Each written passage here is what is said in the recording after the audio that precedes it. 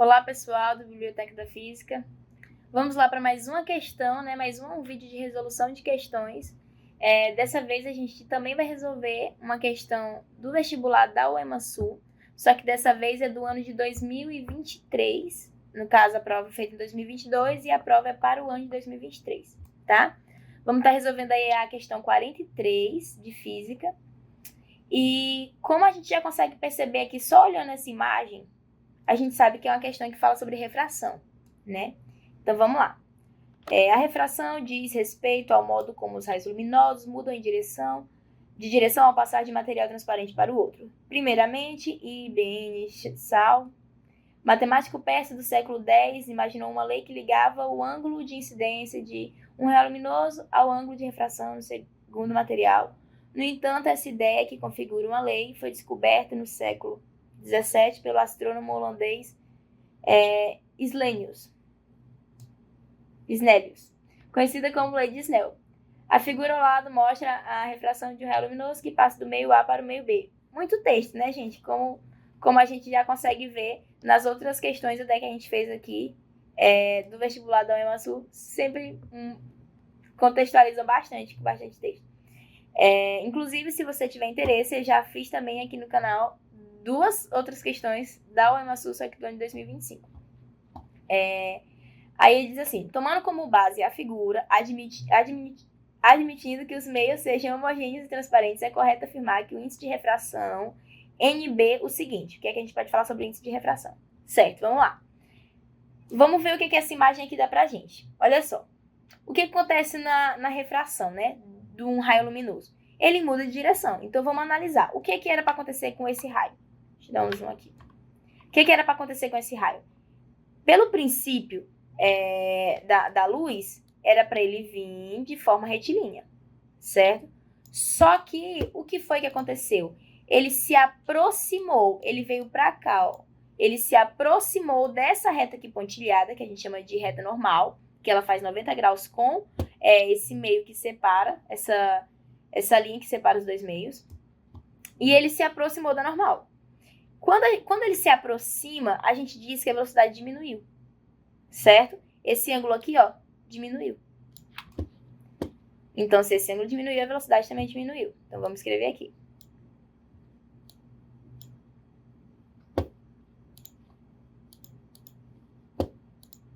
Vou deixar fininho. A velocidade caiu. Ele passou do meio A para o meio B, a velocidade caiu. Certo. Vamos lá.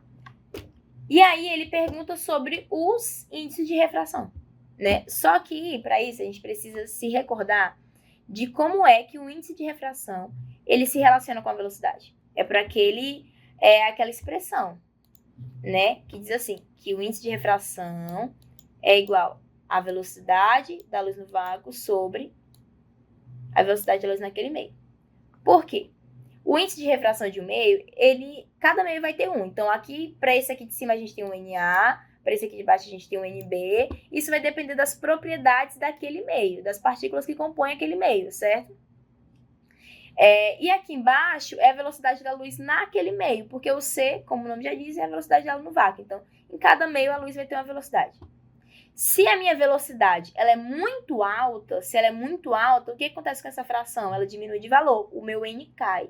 Então, se a minha luz naquele meio ela consegue ter uma alta velocidade, significa que aquele meu meio tem um baixo índice de refração, né? Então, eu gosto de pensar assim, que é como se o índice de refração ele fosse uma liberdade, ele fosse, na verdade, uma restrição à luz, né? Então, quando a luz ela vai muito rápido, ela tem muita velocidade, é porque tem pouca restrição a ela. É um baixo índice de refração, né? Então, são inversamente proporcionais. Então, tá, a velocidade caiu, a velocidade diminuiu. Como é que a gente sabe disso? Porque o raio luminoso se aproximou dessa reta normal, né? Se a velocidade caiu, o que foi que aconteceu com o índice de refração aqui? Ele aumentou. Opa, tá incorreto aqui. Que não é V, é N. O índice de refração aumentou, né? Então, o que a gente pode dizer? Que o índice de refração de B, com certeza, ele é maior que o de A. Mas a velocidade em B, ela é menor do que a em A. Eu vou escrever aqui, gente, porque nas questões de verdadeiro ou falso, ele também coloca sobre a velocidade, a gente precisa ficar atento, confunde mesmo. Então, vamos lá. Vou ficar assim. Na letra A diz assim, a relação NA sobre NB é igual a 1. Se eu for dividir o índice de refração do meio A pelo do NB e dar 1, a única forma disso acontecer é se eles dois fossem iguais, certo? Para essa fração aqui dar 1, eu tenho que estar dividindo uma coisa por ela mesma. Então, eles tinham que ser iguais. E eles não são iguais. Porque se eles fossem iguais a luz não ia mudar de direção, né?